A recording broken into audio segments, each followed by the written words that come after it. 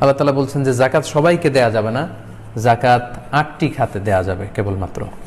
সে 8টি খাতের প্রথম খাতটি কি? প্রথম খাত হচ্ছে ইন্নামা সাদাকাতুল লিল ফুকারা, যাকাত ফকিরদেরকে দেয়া যাবে 1 নম্বর। 2 নম্বর হচ্ছে ওয়াল মাসাকিন, মিসকিনদেরকে দেয়া যাবে।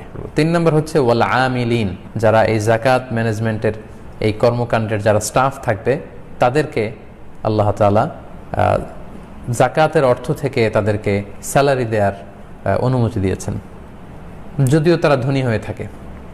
5 নম্বর হচ্ছে অফির রেকব, রেকব মানে দাস মুক্তির কারণে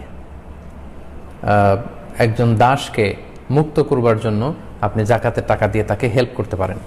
7 নম্বর হচ্ছে অফিস সাবিলিল্লাহ, মানে আল্লাহর রাস্তায়। এটা আসলে ব্যাপক বিষয়, এবং বিশেষ করে আমাদের বাংলাদেশে যে সমস্ত কওমি মাদ্রাসাগুলো আছে বা অনেক আলিয়া মাদ্রাসা কিংবা অনেক হেফজখানা, যেখানে অনেক ছাত্ররা